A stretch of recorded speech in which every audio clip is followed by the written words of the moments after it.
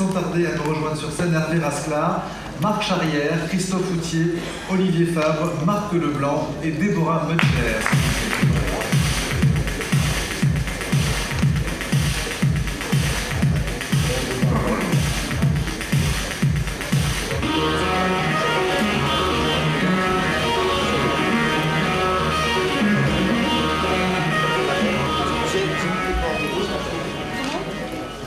Marc nous rejoint. Et oui.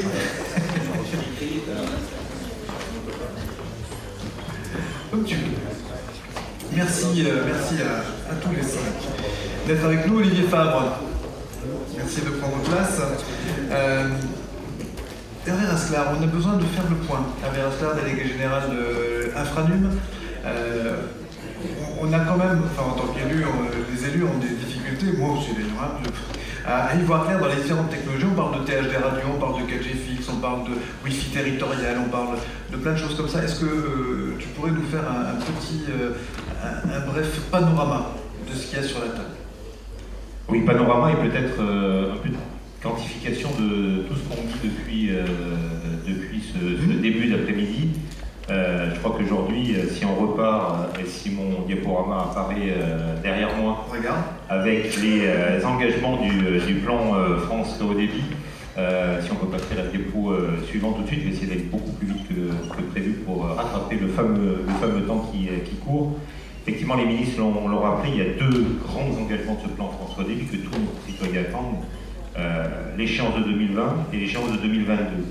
Derrière ces deux engagements, peut-être en parler et en dire un mot, puisque je représente cette fédération, c'est quand même un formidable chantier industriel qui est devant nous. C'est le plus grand chantier d'infrastructure aujourd'hui que notre pays doit conduire. Cela représente une enveloppe de 30 à 40 milliards d'euros, si on rajoute le domaine des télécoms dont on vient de parler, avec bien entendu des perspectives d'emploi fabuleuses. Si on prend la diapo suivante, et je vais arriver justement au mix technologique, oui, c'est parti, oui, ça démarre, oui, il y a une magnifique montée en puissance. Si je repars des chiffres dont a parlé Antoine tout à l'heure ou que Cyril a évoqué dans ses propos, on était effectivement à la fin 2017 à un peu plus de 10 millions de prises déployées sur notre territoire de fibre optique.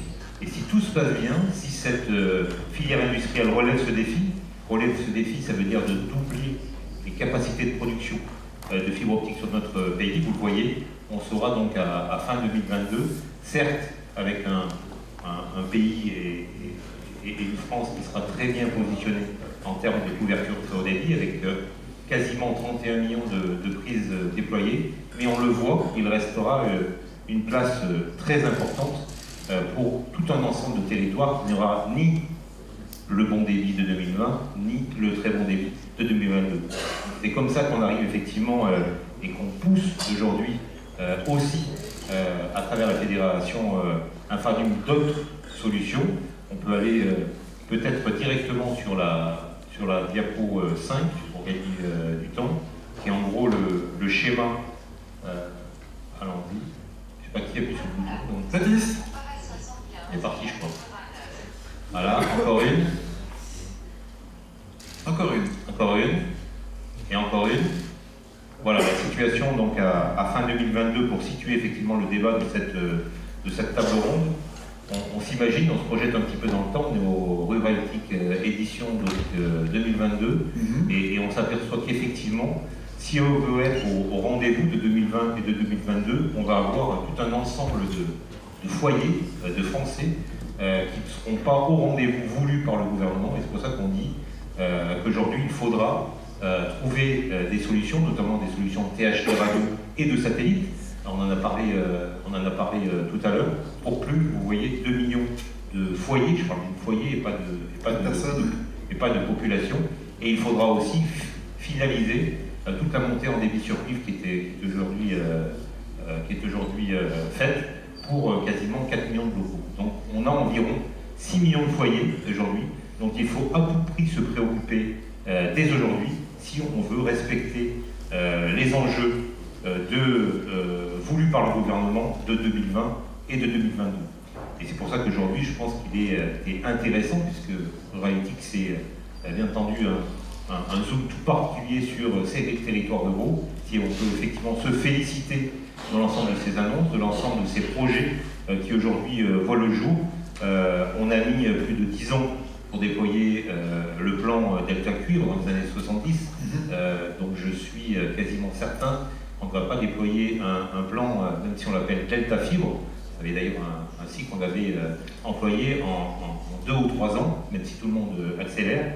Donc aujourd'hui, oui, et je crois qu'Antoine Darod l'a dit très clairement lors de notre rendez-vous de l'Observatoire en juin dernier, le mix technologique est aujourd'hui un vrai défi et absolument nécessaire si on veut respecter ces deux enjeux. Quand on parle de mix technologique, on parle régulièrement de montée en débit sur cuivre, on parle peut-être un petit peu moins d'autres technologies, notamment la technologie de la radio, du THD radio, avec très très belles expérimentations sur lesquelles on peut aujourd'hui garantir des débits, donc ça veut dire déployer un réseau propre radio dédié à l'Internet fixe, et on a vu pas mal d'expérimentations ces derniers temps, pas mal de collectivités qui se sont positionnées.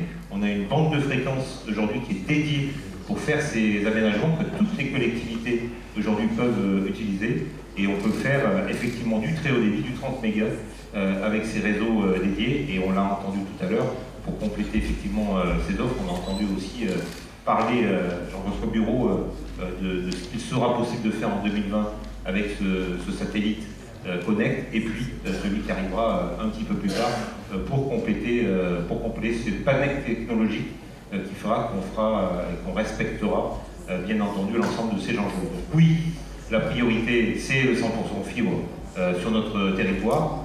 Tous les territoires aujourd'hui sont engagés sur ce chemin, mais le temps d'y arriver, et je conclus là-dessus, on a effectivement besoin de ce mix technologique, et on a besoin aujourd'hui que les collectivités locales s'approprient ces possibilités, ces bandes de fréquences qui sont dédiées, et bien entendu l'ensemble des opérateurs de ces technologies alternatives, notamment du THD radio, qui sont d'ailleurs très présentes dans cette édition de Remalétique. Vous pouvez rencontrer encore demain sur notre stand d'Infranum. Ce feront un plaisir d'accompagner les collectivités qui souhaitent lancer ce genre de projet sur leur territoire. Merci Hervé pour ces précisions, ces éclaircissements. Donc tu l'as redit, la fibre c'est quand même la technologie socle, tout le monde y va, même si on a besoin d'alternatives, on l'entend dans le temps court. Marc Leblanc, Christian, alors cette fibre, voilà, on se l'arrache maintenant, tout le monde en veut, tout le monde la veut chez soi, il y en aura pour tout le monde. Bonjour. Je te remercie de poser cette question. Alors oui, il y aura de la fibre pour tout le monde. Comme l'a très bien dit Hervé, on est confronté à un projet qui est d'une envergure extraordinaire, et dans un délai très court. Les objectifs du gouvernement ont été rappelés, 2020-2022. On a d'autre part en France la grande chance d'avoir une filière industrielle qui est extrêmement puissante, qui est très ancienne. Pour beaucoup d'entre nous qui étions déjà en culotte courte, des sociétés comme Alcatel travaillaient déjà sur la fibre optique. Donc la fibre optique n'est pas quelque chose de nouveau en France. Il y a une histoire qui est très ancienne. Et donc on a une filière industrielle qui est de très bonne qualité et qui bouge et qui investit énormément.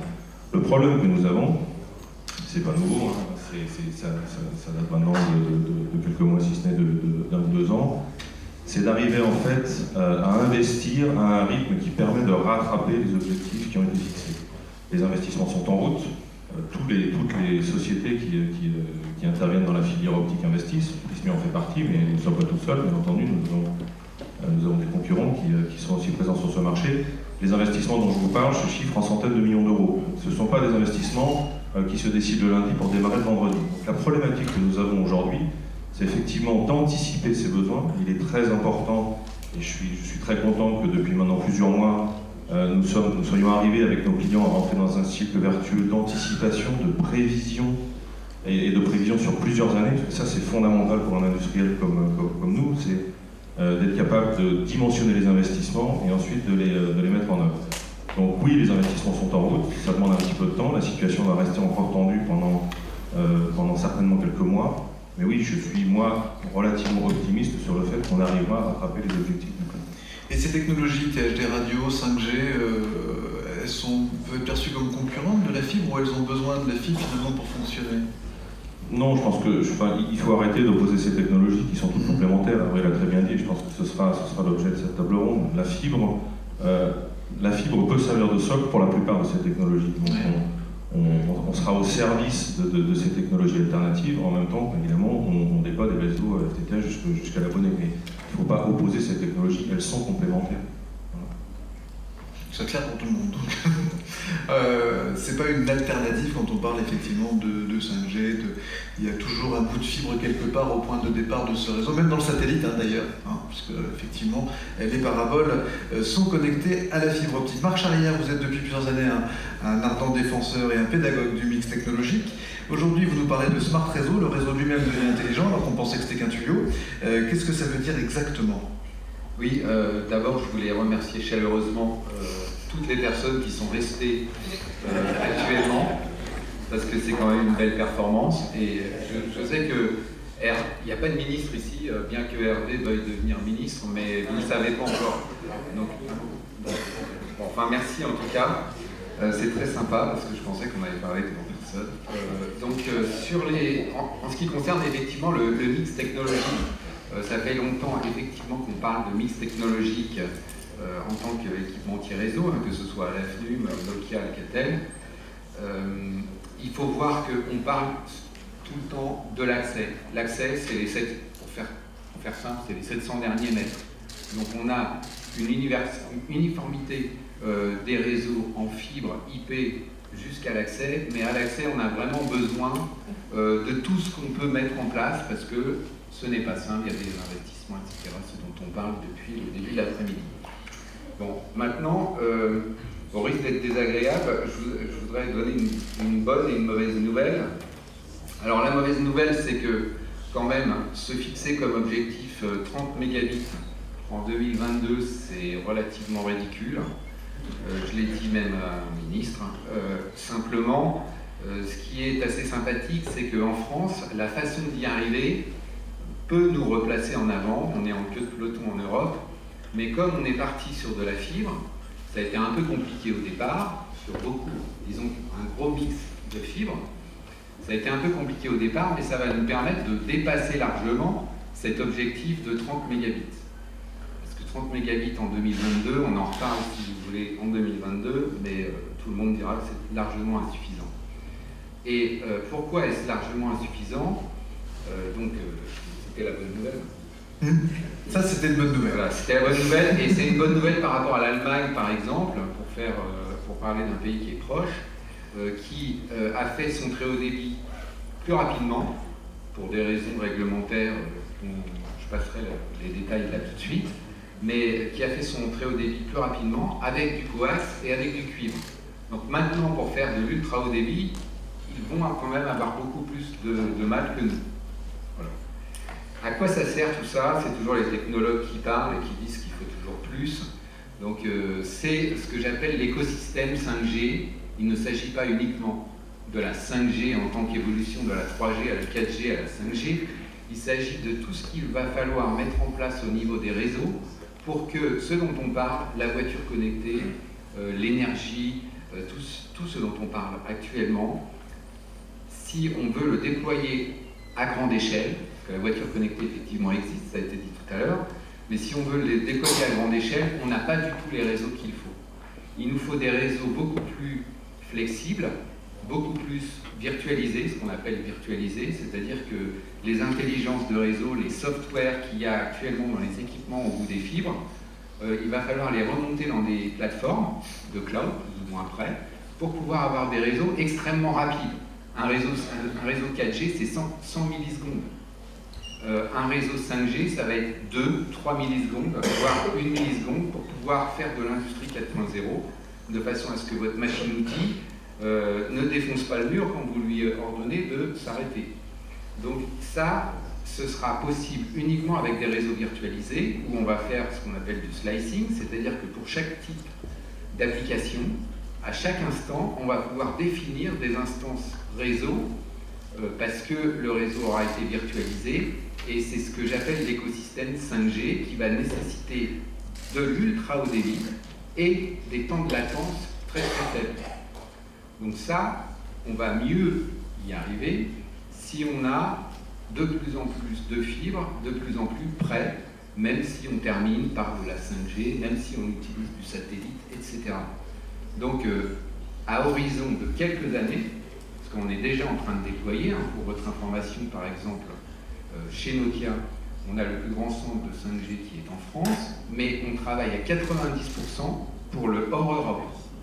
Et en ce moment, les États-Unis, pour ne parler que d'eux, qui sont en général assez regardants sur les business models, commandent de la 5G à tour de bras, même la première version de 5G qui est loin d'être parfaite, parce que Google, les GAFA et les opérateurs, pour une fois, sont d'accord là-bas, et ont compris qu'il allait y avoir une possibilité de disruption des GAFA eux-mêmes sur les nouvelles applications, s'ils ne se lançaient pas assez rapidement dans la 5G.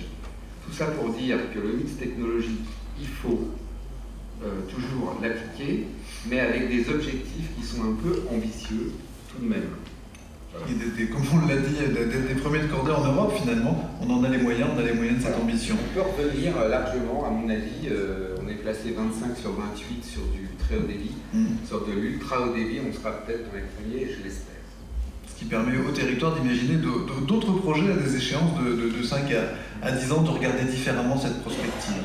Merci beaucoup Marc Charrière. Christophe Houtier, donc on l'a vu tout à l'heure, le satellite va passer en mode très haut débit, mais d'ici là, vous êtes déjà parvenu à augmenter largement les capacités de vos offres haut débit. Aujourd'hui, comment l'offre satellite se positionne dans une philosophie très fibro-centrée, on l'a entendu, et par rapport à des technologies comme la 4G ou le THD radio? Alors, Nordnet vous connecte à l'Internet par satellite depuis 10 ans. Alors on profite chaque année de Ruralitique pour parler un petit peu de l'installation la plus atypique ou la plus sympathique réalisée dans les années et dans l'année écoulée. Je crois qu'on a un exemple. Et on a peut-être un exemple à passer. Tu souhaites que j'aborde d'abord le point satellite, j'allais dire 4G fixe, THD radio, ça a été dit, je pense, il y a une complémentarité des technologies. Le satellite n'est pas là pour concurrencer la fibre, on est bien là pour jouer en équipe et servir, j'allais dire, les plus isolés, ceux qui ont aujourd'hui un besoin immédiat. Et c'est pour ça qu'il faut s'assurer, se rassurer par rapport aux solutions actuellement déjà disponibles. On parle de 2020, de nouveaux satellites de 2021, 2022, mais il y a déjà des solutions. On n'est pas obligé d'attendre cela. Alors, si tu as un exemple à faire passer, on peut le...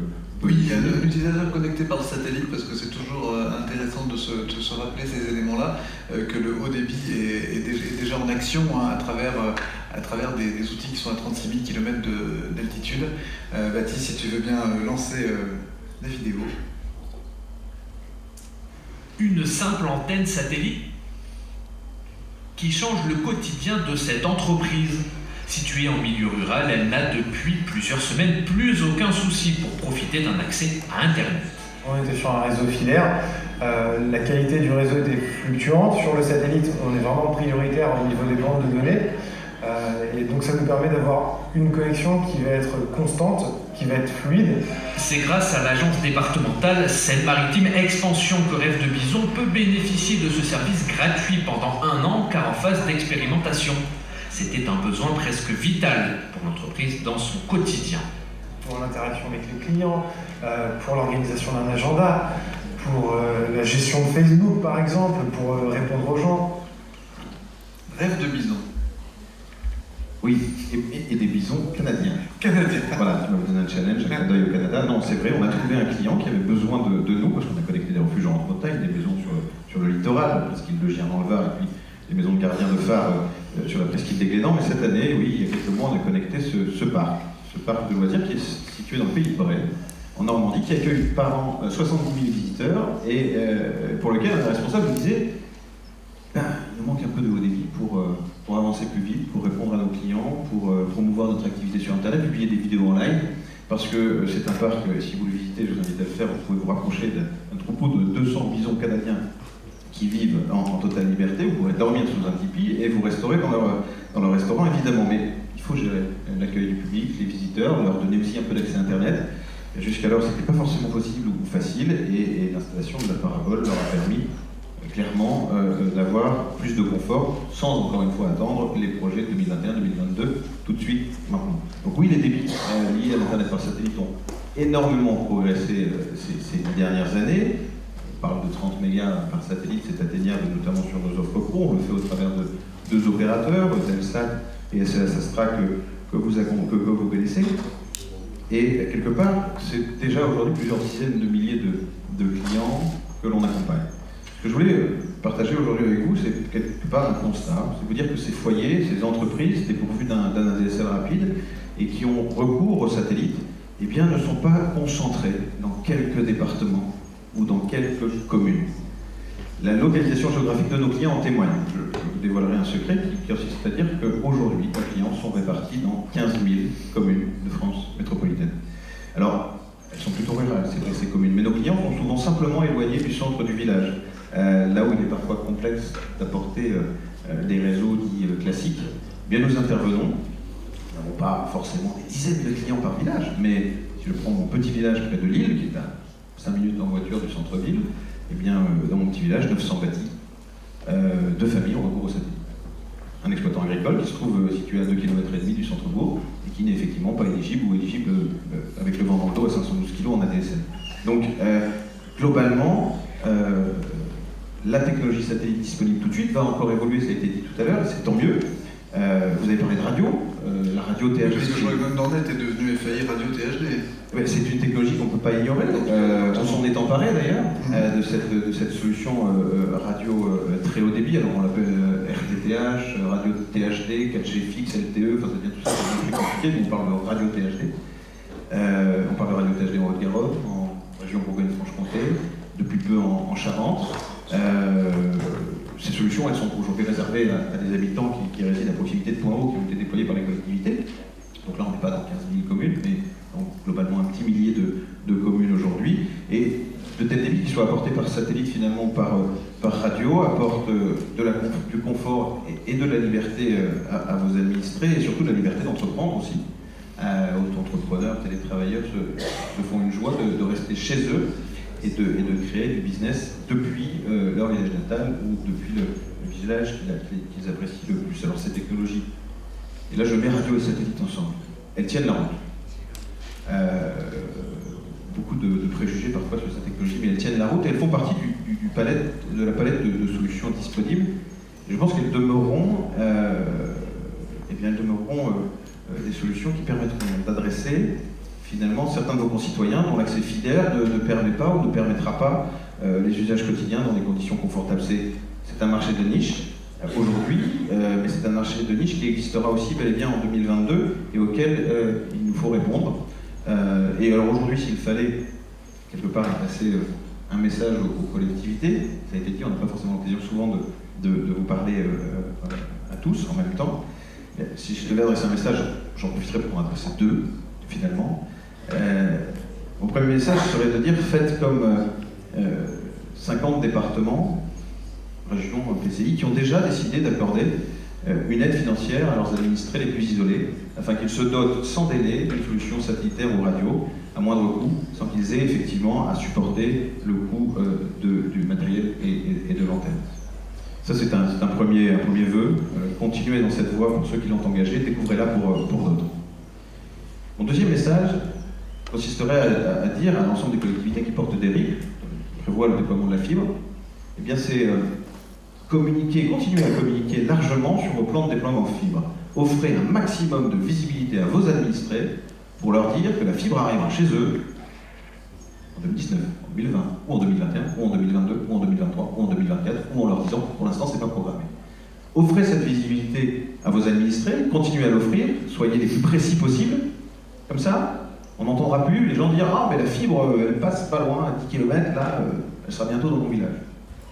Donc, j'attends. » Non, ne faisons pas attendre éternellement les administrés, annonçons-leur des délais, et ils choisiront de rester en attente de la fibre ou temporairement de passer par une solution radio ou satellite. La communication qui est engagée par les collectivités locales, aujourd'hui par les élus locaux, est extrêmement importante sur ce sujet. Elle porte notamment le déploiement des solutions alternatives en France.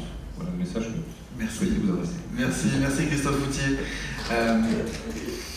Il y a des fans. Le Wi-Fi territorial, on en a beaucoup parlé. Il y a eu le petit bug de démarrage de Wi-Fi for You, le programme européen, mais qui court toujours avec des financements associés pour effectivement développer son propre réseau Wi-Fi territorial. Alors c'est une chose que fait Olivier Fabre, et puis on en discutera aussi avec Deborah Mutchler de la Banque des Territoires pour savoir comment faire, c'est quoi les bonnes pratiques en la matière. Donc Net & New, c'est voilà, le connecteur de l'impossible. Quand c'est compliqué, ça vous plaît. Le fibrage d'un restaurant d'altitude à 2700 mètres. Voilà, c'est joli, bravo. Donc avec vos camarades d'ISIAC qui sont avec vous au niveau -1, vous déployez du Wi-Fi territorial. Alors, petite définition rapide. Alors en 2 mots, on travaille en effet avec ISIAC sur les solutions SIGAL et notamment un portail qui s'appelle Wifalier, un nom de réseau qu'on retrouve sur tous les départements de l'Allier, sur les sites qui ont été installés sur les différentes communes qui vont contractualiser. C'est pas directement le conseil départemental qui contractualise, mais qui pilote, j'allais dire, ce projet-là, au travers d'un réseau unique qui s'appelle Wifalier. Et nous, on est en charge de l'opération et de la mise en place de ces réseaux dans les différentes communes qui nous passent les commandes au fur et à mesure des consultations qu'elles peuvent passer. Parallèlement, sur la partie mixte technologique, pour revenir rapidement sur ce sujet-là, je voulais aborder, j'allais dire, un exemple très concret qu'on a pas très loin de chez nous, qui s'appelle le PAL, où on a cette fois-ci une palette de technologies. Le PAL, c'est un centre, c'est un gros parc d'attractions, énorme parc d'attractions et zoo le plus grand d'Europe. Le plus grand d'Europe, en tout cas, tous les grands on dit que c'est le plus grand d'Europe. En termes de dos, c'est derrière Roval, mais j'allais dire en termes d'entrée, c'est le plus gros parc d'attractions d'Auvergne-Rhône-Alpes avec 600 000 entrées aujourd'hui. Et donc forcément une nécessité de connectivité essentielle. Donc au moment où ils ont consulté le PAL, on fait 1,2 mégas chez eux en accès SDSL symétrique. Aujourd'hui, grâce à un mix technologique, ils sont situés forcément en pleine nature, très loin de tout réseau fibre optique, VDSL, même ADSL, parce que la DSL avait énormément de mal à arriver jusque là-bas. Aujourd'hui, on a un mix technologique qui nous permet à la fois d'utiliser de la fibre optique, qui arrive jusqu'à un point haut, qui se retrouve sur le toit d'une office HLM, sur la ville de Dompierre. Ensuite, on renvoie par faisceau hertzien, donc technologie radio, jusqu'au pylône du PAL, pour rejoindre ensuite leur réseau fibre optique en interne. En accès primaire, une fibre optique et une VDSL qu'on a appris chez nos partenaires d'Orange en l'occurrence. Au niveau du satellite, pour le backup, on est justement passé à la connaissance par Hornet. Et sur la partie deuxième backup, parce que le PAL ne peut pas se permettre de ne pas avoir de connectivité, on utilise également un backup 4G avec la seule 4G qui est disponible pour l'instant sur le PAL. J'encourage nos amis de Télécom et de SFR. Donc oui, c'est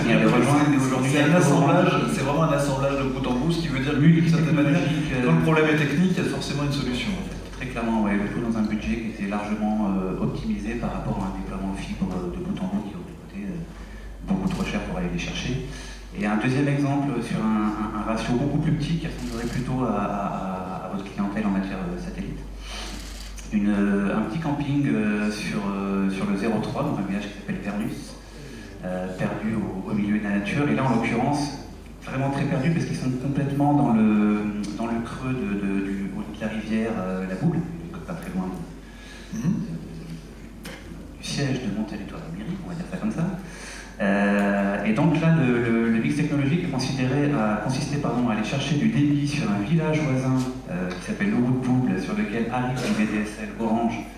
On a été chercher cette connectivité pour la renvoyer en sans fil jusqu'à un poteau qu'on a installé en haut de la propriété de ce client-là, et ensuite tirer 700 mètres de fil pour redescendre jusqu'à l'habitation principale et au booking, pour leur permettre de passer de 1 petit méga à 80 mégas. Et pour un budget de On On est sur un investissement de 5 000 euros. 5 000 euros. Alors, ce qui est largement maîtrisable. C'est un peu le message effectivement qu'on voulait porter avec Olivier Fabre, c'est que quand le problème est technique, c'est déjà qu'il n'y a plus de problème. On peut toujours effectivement assembler les technologies et c'est pas du tout aussi cher qu'on l'imagine. Non, c'est largement accessible aujourd'hui. Merci Olivier Fabre d'Intenio. Déborah Bachelor, effectivement une journée marquée par une forte majorité masculine, mais le mot de la fin revient quand même à une femme, et c'est vous. Et je vous remercie d'être avec nous. La Banque des Territoires donc, a réalisé une étude à partir des retours d'expérience de collectivités, et vous avez édité un guide sur le Wi-Fi territorial. Alors, en quelques mots, pour les élus, quelles sont les clés pour réussir un projet de déploiement de Wi-Fi territorial ? Alors bonjour à tous, merci pour cette invitation. Peut-être juste revenir un peu sur le contexte de l'étude pour bien comprendre aussi comment on a orienté ce guide. On est parti bien évidemment d'un constat, et on est tous d'accord dessus, c'est qu'on a un besoin de connectivité qui est toujours croissant.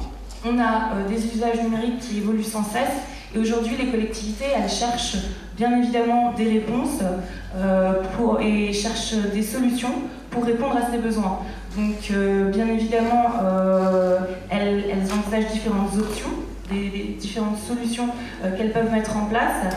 On a aussi un contexte où on a le lancement du programme Wi-Fi for Europe qui a suscité beaucoup d'interrogations, puisqu'il y a eu énormément de communication autour de ce sujet. Donc forcément, elles sont venues vers nous pour nous interroger et nous poser des questions par rapport à ce dispositif. Donc c'est comme ça qu'on a décidé de lancer cette étude. On a essayé de vraiment se mettre à la place d'une collectivité, quelle que soit son échelle, et de se dire, ben voilà, le Wi-Fi territorial, de quoi on parle, à quoi ça sert, pourquoi on passerait sur ce type de solution, et comment on y va, comment on lance le déploiement. Donc l'idée, c'était vraiment de partir de la réflexion, bien en amont, jusqu'au déploiement du Wi-Fi territorial.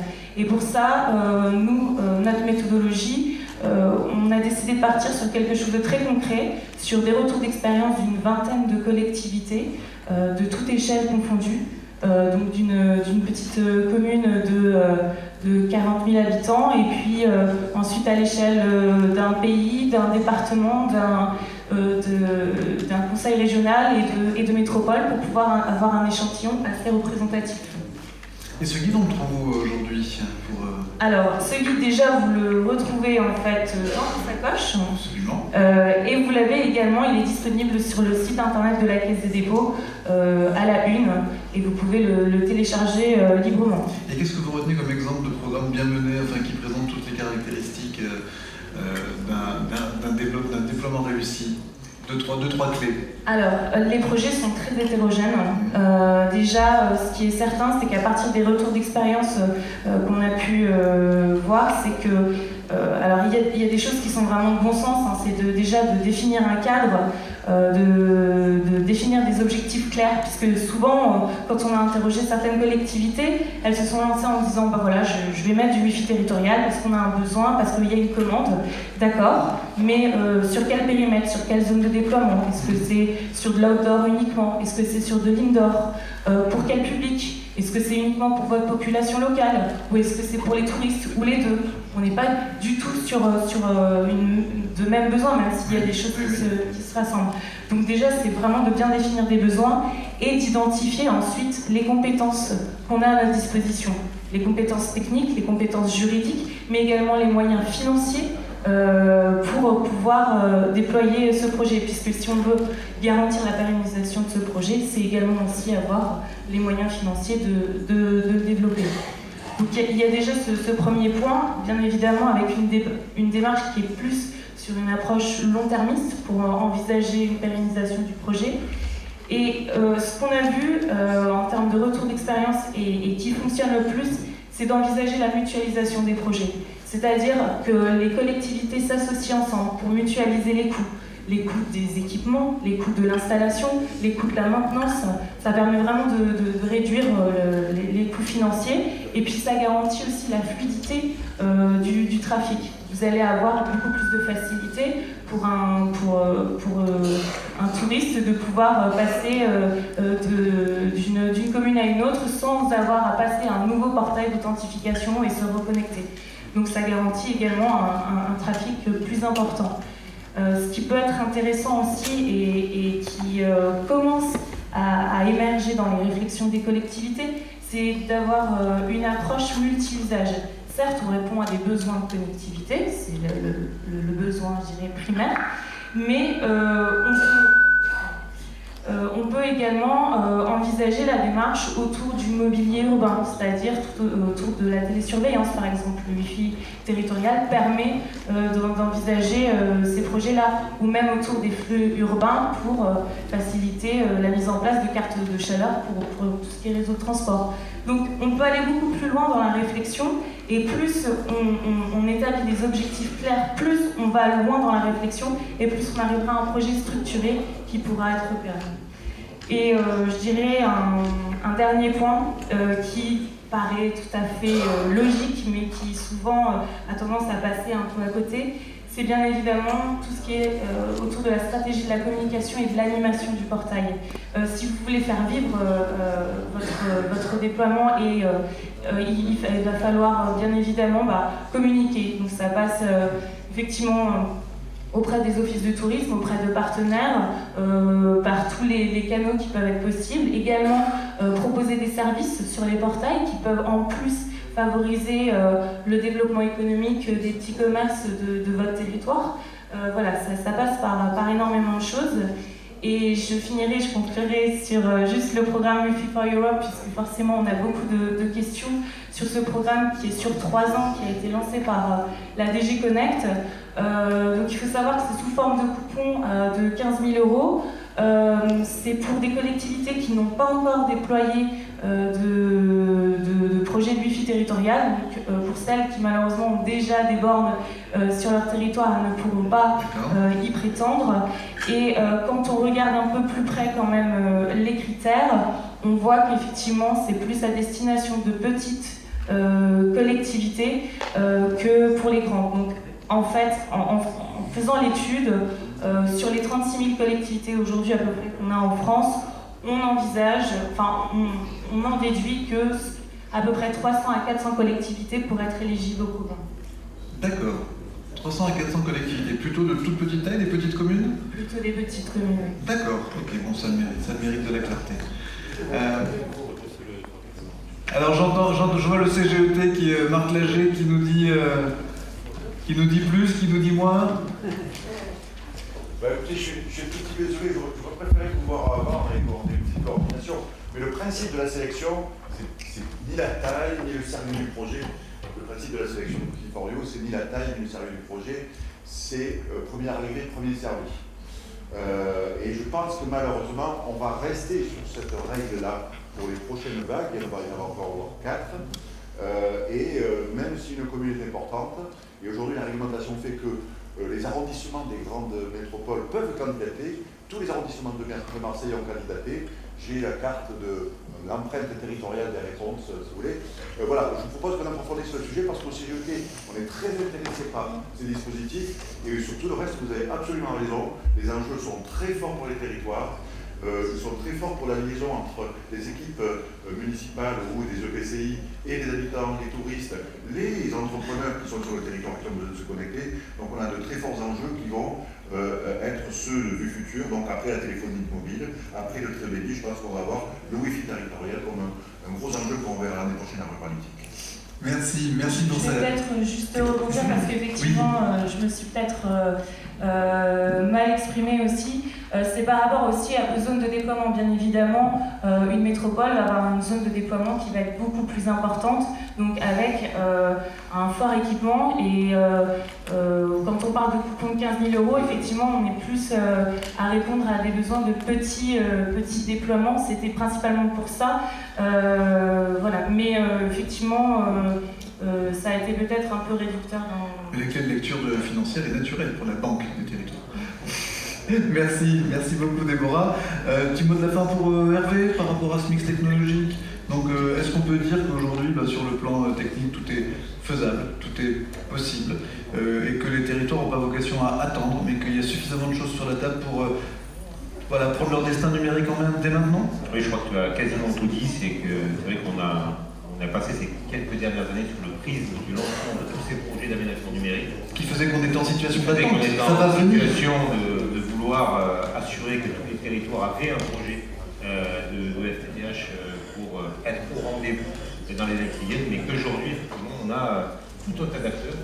Le groupe territorial fait partie aussi de notre fédération. On a un groupe de travail sur le Wi-Fi territorial qui rassemble un grand nombre d'acteurs un peu partout sur les territoires et qui effectivement aujourd'hui les collectivités ont vraiment une boîte à outils et des opérateurs privés qui sont au rendez-vous pour satisfaire un petit peu tous leurs défis et la construction, peut-être conclure par ça, de leur smart territoire aujourd'hui et peut vraiment devenir une vraie réalité. Je vous donne d'ailleurs rendez-vous demain parce que je crois qu'il y a des beaux ateliers, dont un animé par Infranum, mais pas seulement, sur ces smart territoires et sur comment s'y prendre pour arriver à enclencher ces démarches. Et je vous souhaite à tous une excellente soirée. Merci. Je vous remercie pour cette animation qui nous a bien épuisés et on languit maintenant d'aller découvrir ce site du lac. Merci beaucoup. Merci à vous aussi de votre patience, bravo à nos intervenants. Donc ceux qui ont reçu une invitation de la part de nos partenaires pour le dîner des partenaires, vous êtes au courant, donc il y a des bus à l'extérieur et vous avez l'adresse si vous êtes en véhicule individuel. Nos autres participants sont invités à découvrir les restaurants d'Aurillac qui sont ouverts puisqu'on a la chance d'être mardi soir. Et on se donne rendez-vous demain à 9h00 ici même pour parler de revitalisation des centres-bourgs. Merci à tous, très bonne soirée, merci encore de votre patience.